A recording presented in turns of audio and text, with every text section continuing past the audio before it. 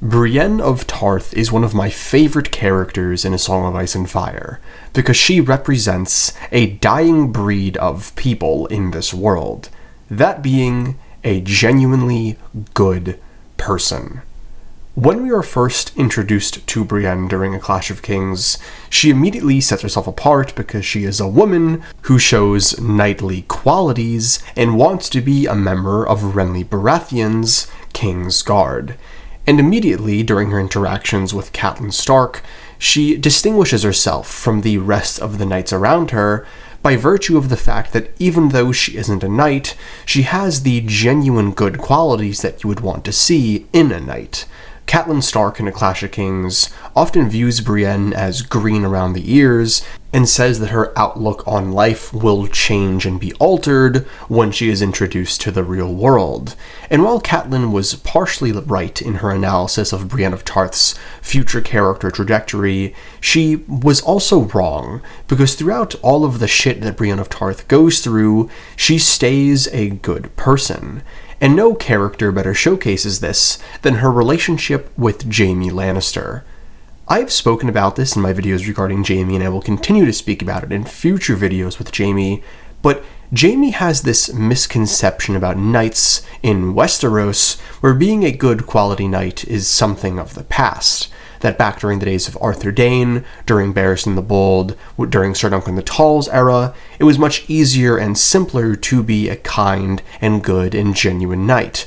But we learned during the A Knight of the Seven Kingdoms novellas, and through Barristan the Bold's chapters, that there was never a convenient time to be a good knight. There was never a time when the realm was better and it was easier for people to be good people. When push comes to shove, there is never going to be a convenient time for you to be a better person and a better knight. You just have to wake up and decide that today's the day and just simply do it.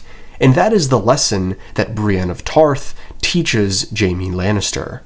When they first meet, Jaime views Brienne as beneath him because she is a woman, because she is conventionally unattractive, and she just doesn't fit his traditional outlook on what a knight should be or look like.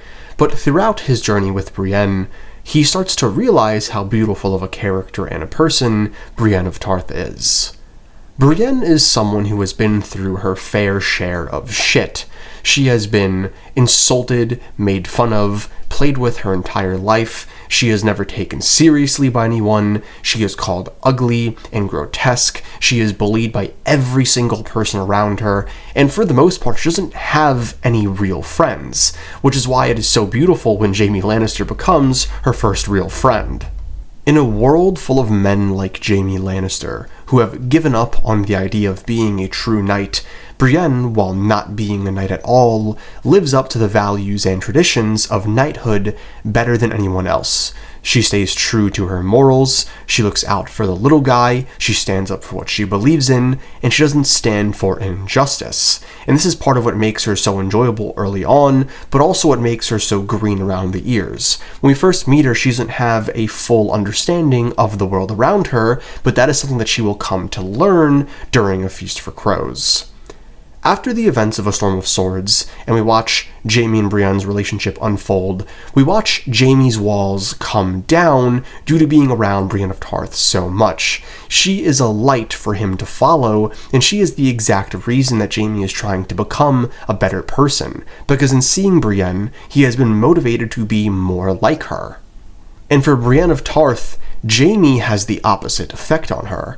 At first, she hates Jaime Lannister, but after she comes to know him, she actually finds that she respects aspects of his character and of his person, and she starts to have a more nuanced understanding of the world around her. She no longer believes the world is black and white. She understands that there's gray. She understands what makes a man like Jaime Lannister, how he got to the position that she found him in. And moving forward in A Feast for Crows, these will be walls that will continue to come down as she learns more about the world.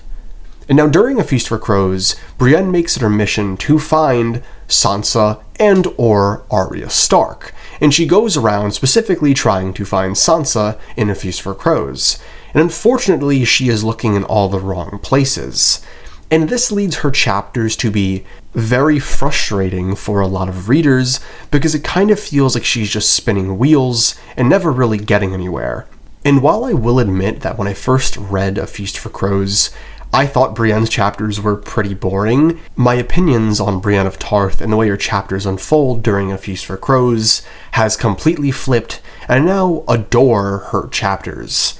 Brienne's chapters in A Feast for Crows very much remind me of the adventures of Sir Duncan the Tall during the Hedge Knight novellas. She goes on a string of short little stories where she's trying to find Sansa Stark, and along the way she makes unlikely friends, runs into old foes, and resolves some of her old issues with good old-fashioned sword fighting.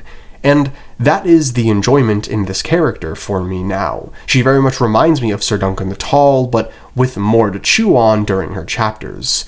During her Feast for Crows chapters, Brienne goes on this really long and expansive journey of trying to find Sansa Stark and learning more about the world and about herself along the way. Along this journey, she meets Septon Merrybald, who delivers one of the best monologues in A Song of Ice and Fire, which is the Broken Man speech. And that speech is so good that I will be giving it a full video eventually because it is so packed to the brim with quality information and symbolism related to the whole A Song of Ice and Fire story. But for the purposes of this video, the Broken Man speech essentially goes over how a regular, common person in the world of Westeros is treated, responds, and how they become a bad person based off of what the lords that they serve put them through, and then cast them aside like they are trash. He goes over how men don't always start off bad, but often start off very honorable. But in fighting and experiencing war and experiencing death and mutilation, they go down this very slippery and dark slope where they slowly become worse and worse people, and before they know it, everything that they once stood for has been robbed of them. And his speech changes the way that Brienne of Tarth views the world and people that are a part of it.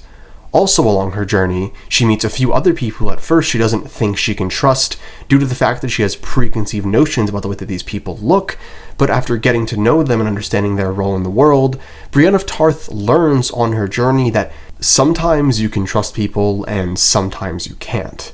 But it's always worth extending out that olive branch to see if you can find or meet anyone who is an actual good quality person and elevate them.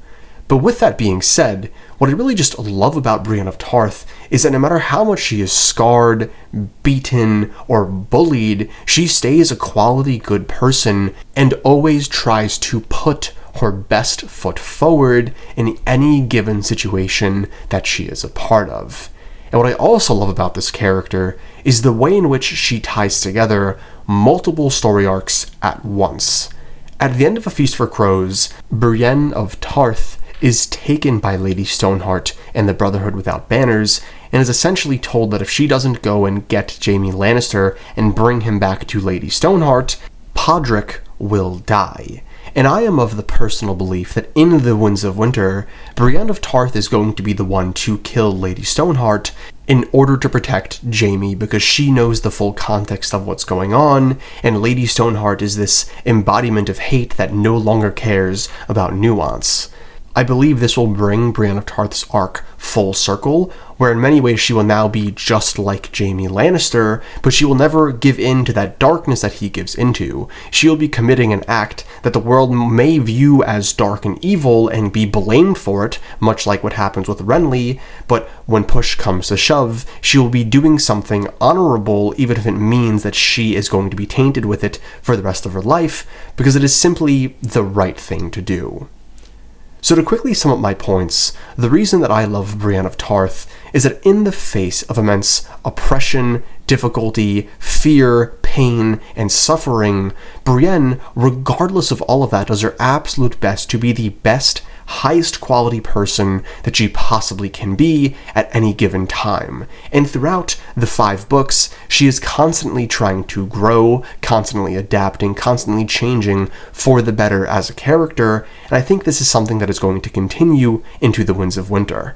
I also just love Brienne because she reminds me very much of Sir Duncan the Tall, who is my second favorite character in A Song of Ice and Fire. So with that being said, be excited for some future Knight of the Seven Kingdoms content from this page, because I am hyper passionate about those novellas. And with that being said, please let me know in the comment section down below what questions or question I should ask George R.R. Martin if I'm given the chance to speak with him on Thursday at Comic-Con. So please let me know, and with all that being said, if you've made it to the end of this video, thank you so much for watching, and I hope to catch you in the next one. Peace.